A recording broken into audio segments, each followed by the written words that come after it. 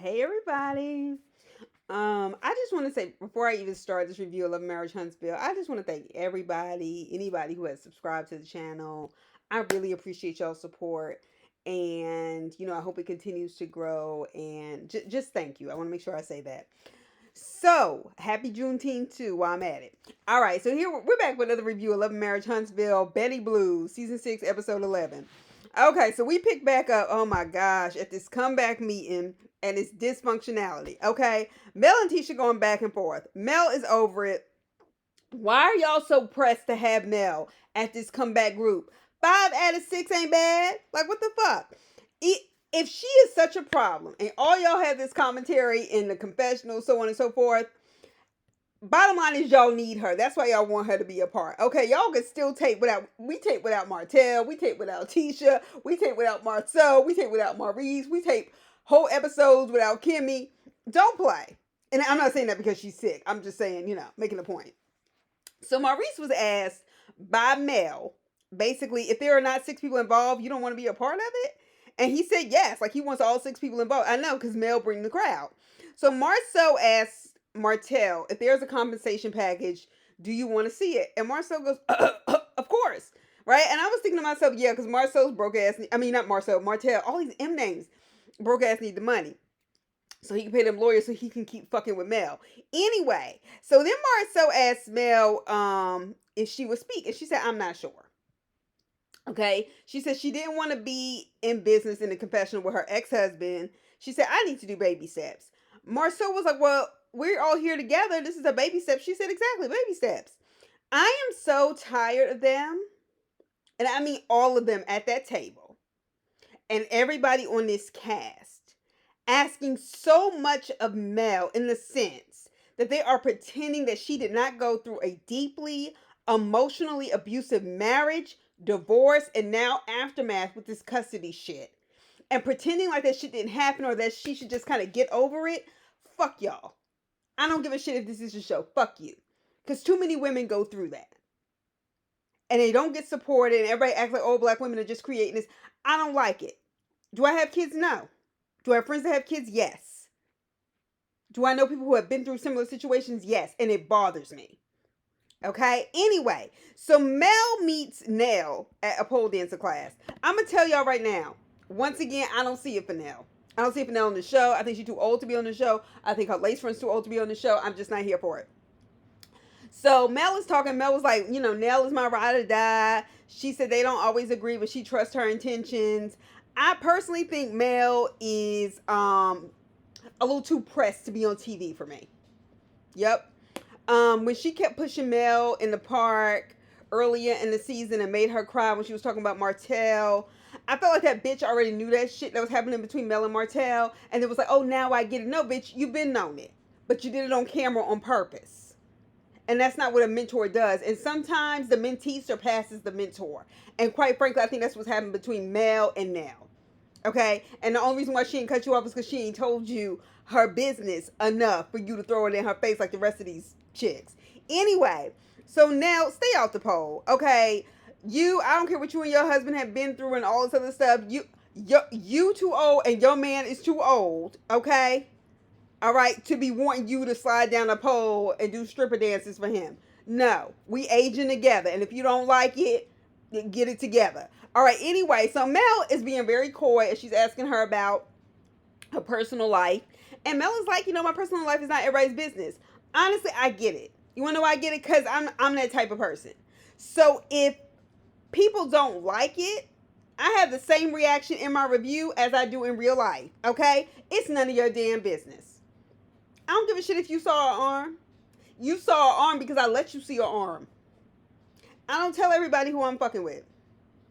I don't tell everybody I'm I don't. I'm very private. Like, I don't owe that to you. And certainly a woman with kids going through a custody battle and going through a very public divorce, it's okay for her to have a private life. Period. She's still giving y'all Martell shit that she got to deal with. So Mel talks about how she always wanted a protector in a man, and she had written stuff down that she wanted. And she said, when she realized she was sleeping with the enemy, it still took her a while to process that, as it does for many women. And we know, we see people on social media all the time, or people in the comments on the shade room and stuff like that. I would have left. She's stupid. Da-da-da. And the bottom line is, anybody who loves somebody, anybody who loves their family,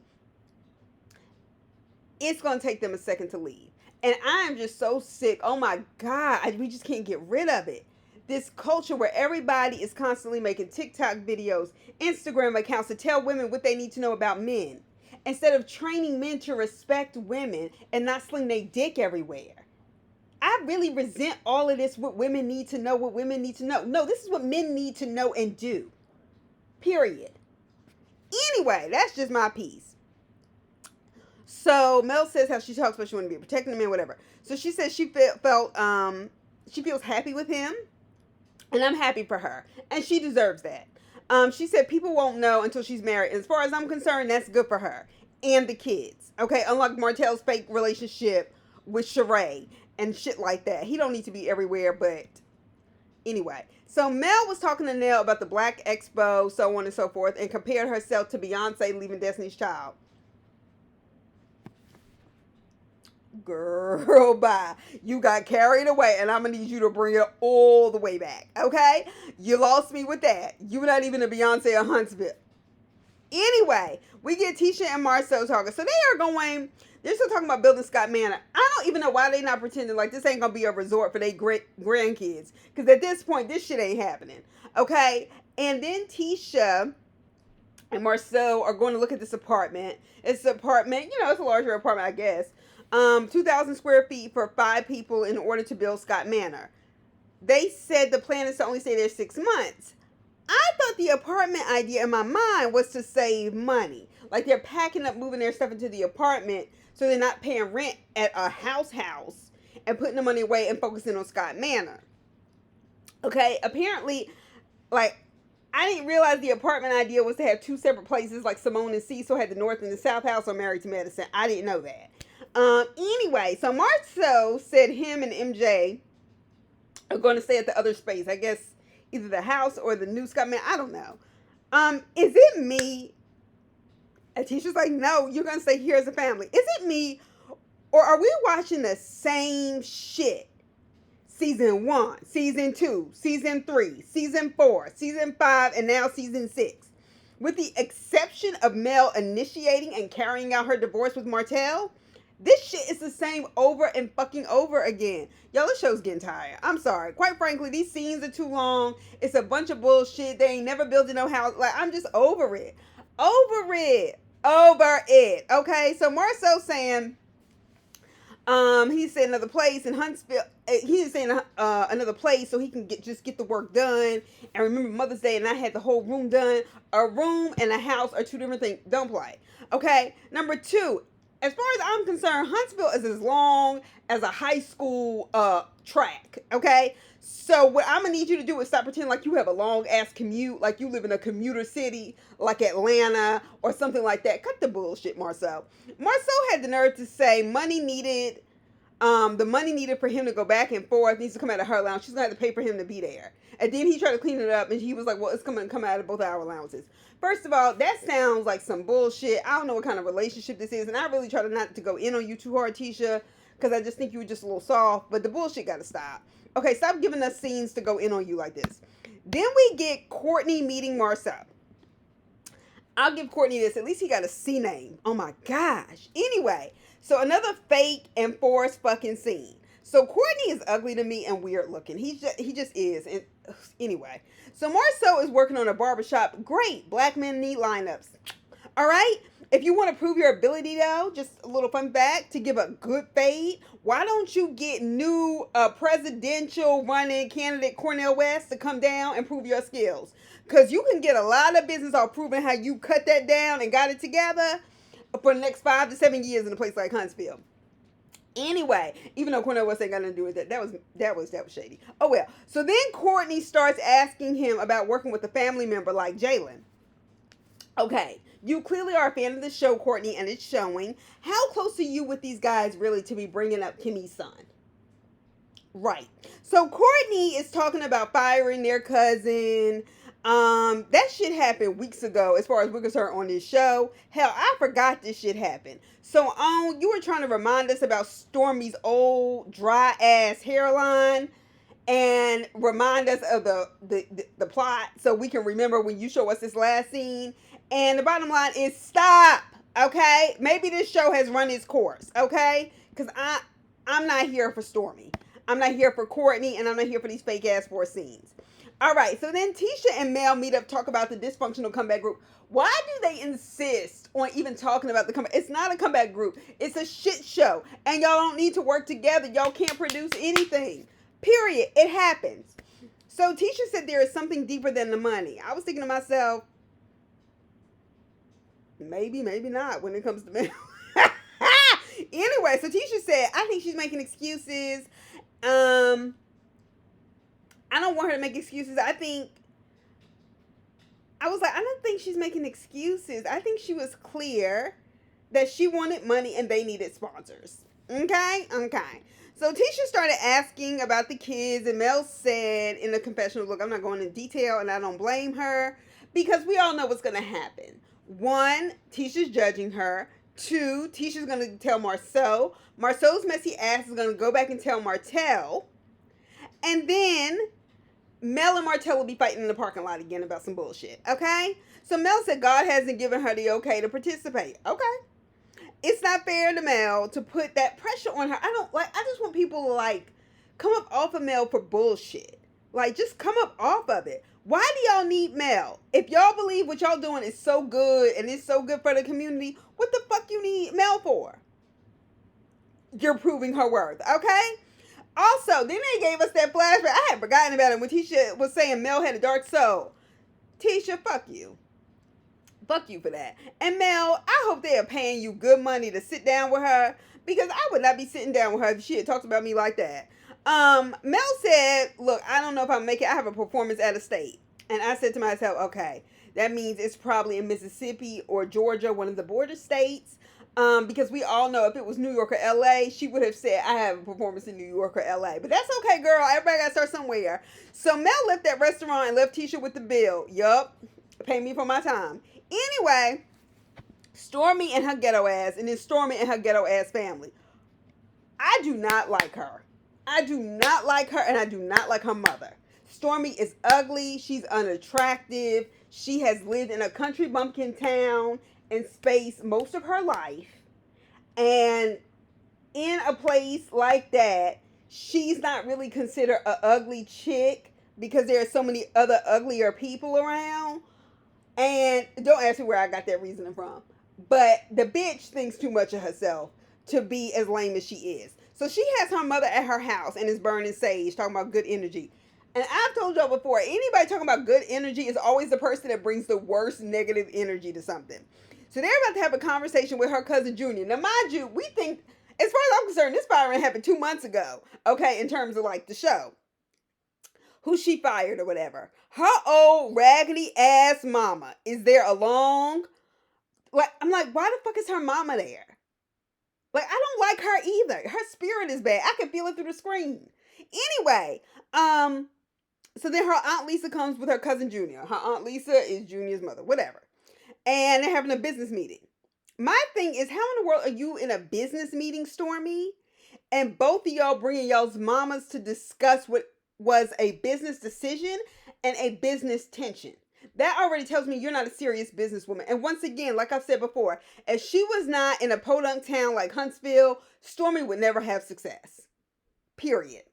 Okay? Because wouldn't nobody be checking for her, even in the major southern cities, the Atlantas, the Houstons, the Dallases. Is it okay? Anyway, so Lisa and Betty are going back and forth because Betty said Junior was talking trash about Stormy and she was gonna whoop his ass and all this other shit, stupid shit. And then her aunt says, wait a minute, whose business is this? Is it Betty's or yours? Looking at Stormy. And Stormy had a whole ass 3 leapfrogs in her throat instead of saying, it's my business. The fact that your mother still scare you like that and you couldn't answer, you not a boss.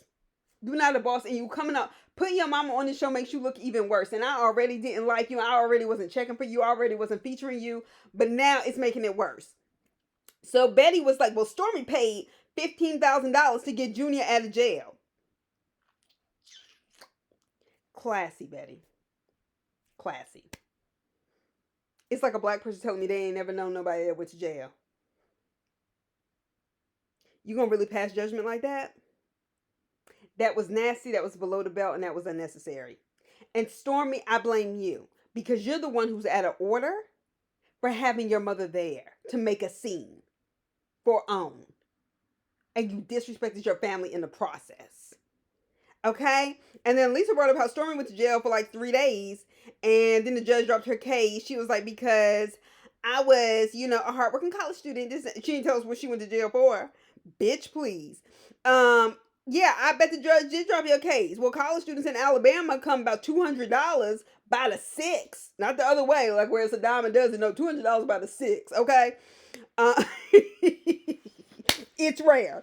All right. Yep. He was probably shocked to know she was a college student. Anyway, Aunt Lisa is crying and said her mom is evil. And that bitch is. Okay? She is. All right? So she said Junior is a condescending prick. I mean, she was just like, just throwing shot after shot. And there was nothing that Junior said or did, or even Lisa said or did, that I felt like should have provoked that kind of reaction. Stormy, your family has been fucked up. And that's why you chose to bring the cameras, because you knew you could ensure a fucked up set of things. You knew a conversation was not going to happen with your family, just based on your family history and also in reality TV history. So you knew it was going to be some shit.